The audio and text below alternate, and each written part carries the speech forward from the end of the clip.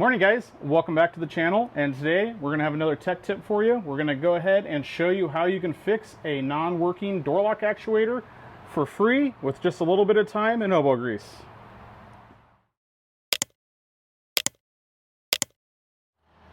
Okay guys, here's the skinny. This door lock actuator on the driver's door is only operational electronically, I would say maybe 20% of the time. It's very intermittent in operation, so it's not completely dead, but it works when it wants to, and most of the time the doors have to be locked with the key. Before we really jump into this, one thing I want to mention is what we're going to do to this door lock actuator does not only apply to this application. This will apply to many cars, and I've done this as a repair on multiple vehicles across all brands, and not just door lock actuators. It will apply for almost anything that's electronic with an electric motor or a solenoid or gears. So starter motors, door lock actuators, solenoids, you name it, I've done the same repair on them and I've always had great results. So what we're going to do before we get into the specifics of this particular application is I need to go ahead and remove the door panel, and we're going to get the door lock actuator out of the door and onto the bench, and then we're going to discuss what needs to be addressed. For those of you that are curious, the car that we're working on is a 2012 Toyota Tacoma, and the first step of business is getting this door panel off. You can see that I'm just taking a look around and trying to find where the fasteners are that secure the door panel to the door, and I ended up finding just one screw that's back behind the door pull and one screw that's up by the door handle. Now the next thing I'm doing is grabbing some of my favorite tools, which are some windshield trim tools. They're just basically little plastic pry sticks, and these are from CRL Lawrence. The part number is CRL216. Very handy tools. I use these all the time for any interior work. I use those in conjunction with a door panel trim tool. They go ahead and pop the clips of the panel off and get the door panel loose, and you can see that I'm just going ahead and removing the connectors at this point. Now the next step is you need to get this vapor barrier off. Now if the temperature is really cold, this butyl tape that holds these on has a tendency to want to stay intact and peel off the paint of the door. And if it's warmer like I had, it just kind of tears and smears in two pieces. So being very gentle and careful with it, you can go ahead and just peel that vapor barrier out of the way without damaging it and gain access to the inside of the door. To get the door lock actuator out of the door, there's a few things that we need to disconnect. Primarily, you need to remove the cables for the inner door handle, which on my truck I was able to remove the entire cables and inner door handle with the actuator. We need to disconnect the rod that connects the outer door handle to the actuator, the rod that drives the key lock mechanism in the door to the actuator, the electrical connector, and then unbolt the actuator. Additionally, in order to get enough space to get this actuator out of the door, I needed to go ahead and take off or loosen the bolts for the lower window track and move it up and out of the way, and that allowed me to go ahead and drop the actuator down to the bottom part of the door and pull it out. Alright, we have the actuator out, it's on the bench, and now let's go ahead and talk about where we're going. What needs to happen next is I need to get this cover off and I need to get inside the actuator. Now where I'm headed is towards any of the gears and mechanism that is lubricated, and we also want to get to the actual motor that drives the door lock on this. Now if you look closely, you can see all that little dirt and grime that's on this. That's one of the things we're going to address, because a lot of times that dirt and grime gets into the lubrication or gear set or any mechanism that moves, and it slows things down, which causes intermittent operation, or it can actually get into the motor and cause problems. So we're going to go ahead and get this cover off and see what we're dealing with on the inside. To disassemble the actuator is what I did is I first went and removed the 5 screws that come in from the side with the white plastic holding the actuator together. And once I had those 5 screws out, I then went ahead and pulled the cover and gained access to where the Bowden cables went in and removed the Bowden cables from the actuator. Additionally, there's 2 extra screws on this actuator that hold in the latch.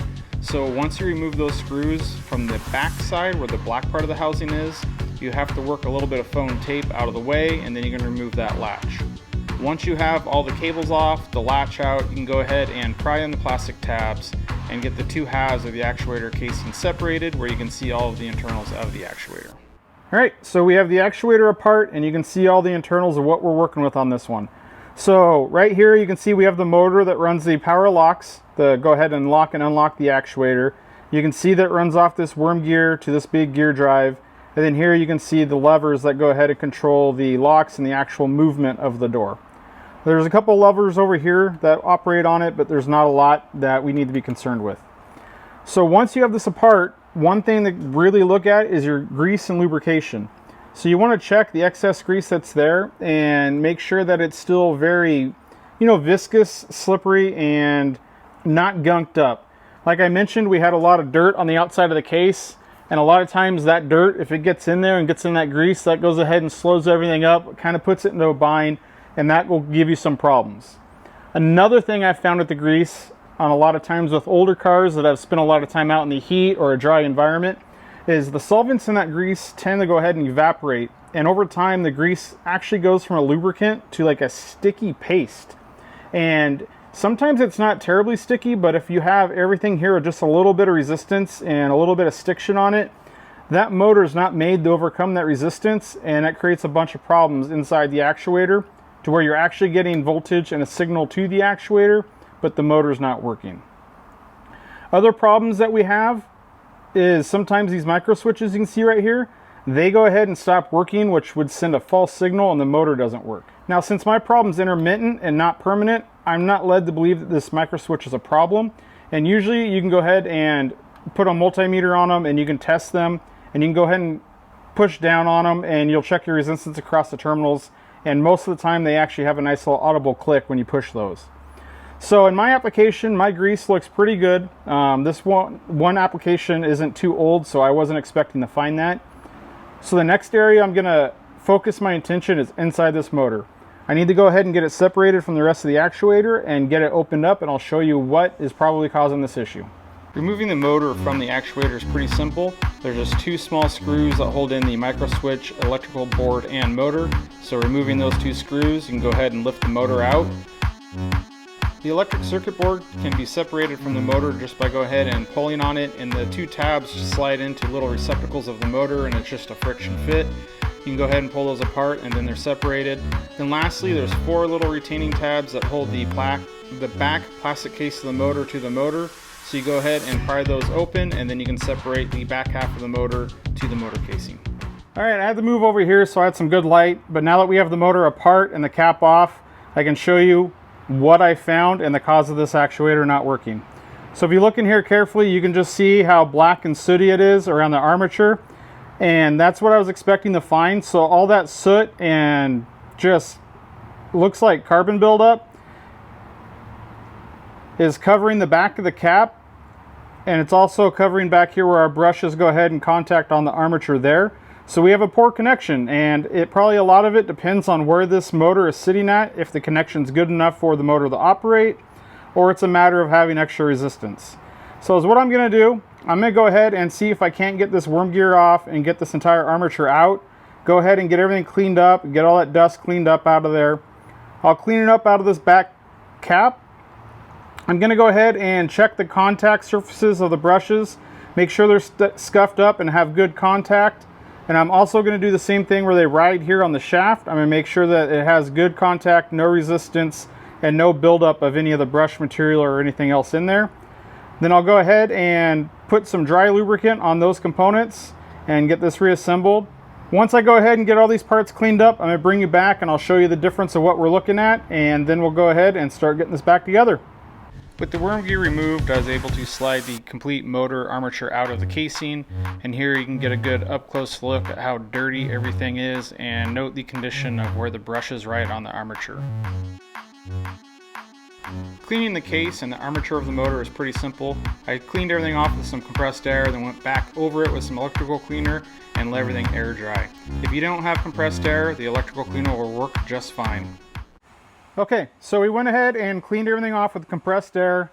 Then I went ahead and rinsed it with some electronic cleaner, and you can see that the difference is dramatic. The inside of the casing is nice and clean, all the dust, everything's gone, so good thing to work with. You can see that this end cap, again, clean, everything's uniform in one color. And now you can clearly see what the problem was, as you can see that the back side of this armature is clean, all the dust is off, and you can see all of the copper.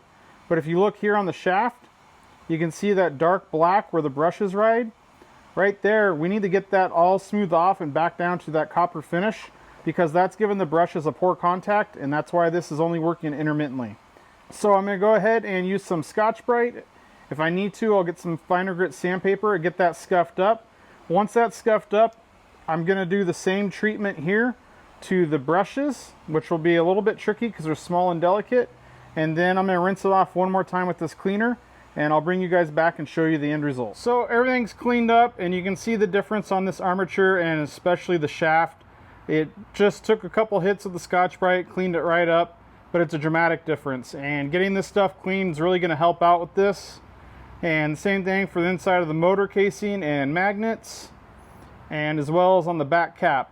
So at this point is what I'm going to do is go ahead and reassemble the motor. I'm going to go ahead and reassemble the rest of the actuator. I'll hit it with a little bit of extra grease to make sure everything's lubed up, get it put back into the truck, and let's go ahead and test the operation. Since my existing grease was in pretty good shape, I did not feel the need to go ahead and remove that grease and replace it with new grease. So I just sprayed some additional white lithium grease into the housing on all of the worm gears and pivot points to get everything re-lubricated.